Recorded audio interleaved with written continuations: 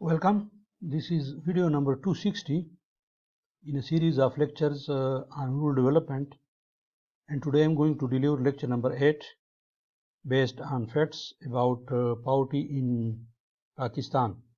So I'll share some facts with you.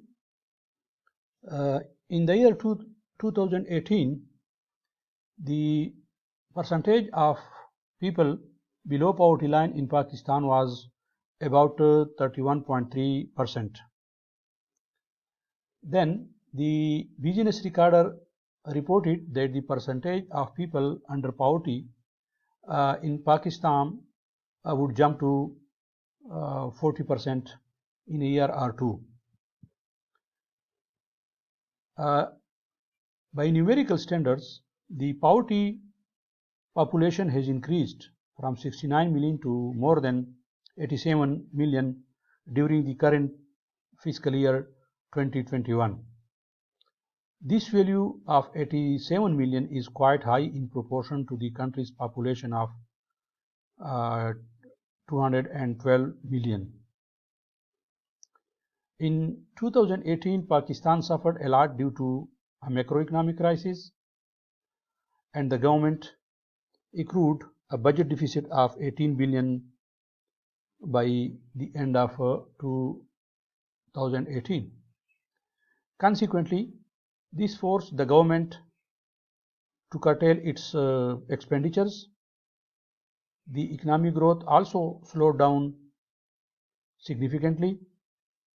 Similarly, the recent COVID-19 pandemic has also brought the economy to an almost standstill, and this has forced the government of Pakistan to cut down on its expenditures on various goods and services. When a country's economy shrinks, the government stops funding many welfare programs. As a result, the people at the margins of poverty suffer a lot, and further increasing poverty in Pakistan.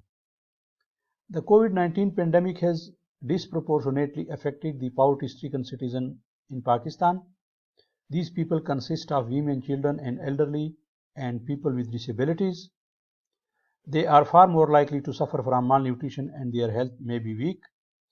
Therefore, the virus tends to spread in poverty-stricken areas and communities faster. The United Nations therefore has recommended that Pakistan increase its essential health services to people in poverty because of their weaker health status. In order to improve the economy, the UN also recommended that Pakistan should pass fiscal and financial stimuli. This can alleviate the debt and help many people in Pakistan financially. As a result, it may prevent the poverty rate from increasing or at least slow down the growth rate. The United Nations Development Programs established a COVID-19 Secretariat at Pakistan's Planning Commission. Their mission is to help stabilize the economic crisis occurring in Pakistan. The Planning Commission also provides social programs to help the citizens affected by COVID-19. However, their main focus is on providing social programs to residents living in poverty. The Planning Commission tried to assist Pakistan in its crisis management amid this pandemic. Many children in Pakistan take up low-paying wage jobs in order to provide for themselves and their families. Many of these jobs are hazardous and dangerous. However, the children have no choice but to do them in order to receive any form of payment to feed themselves and their families. Pakistan had some efforts to limit child labor in the year 2018.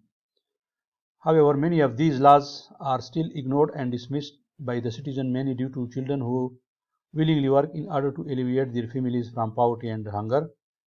Pakistan has made some moderate advancements in diminishing and banning hazardous forms of child labor for children. There is some good news in Pakistan's fight against poverty. However, this is just a political slogan because in 2015, Pakistan's then Prime Minister Nawaz Sharif launched a healthcare scheme for the poor. The scheme has largely been a success since it has expanded. Then in 2019, The current Prime Minister of Pakistan also stated that he envisions a future for Pakistan where it can be a welfare state similar to the Scandinavian countries. So far, his administration is working on furthering his vision by raising income taxes on the wealthy and instigating more welfare programs.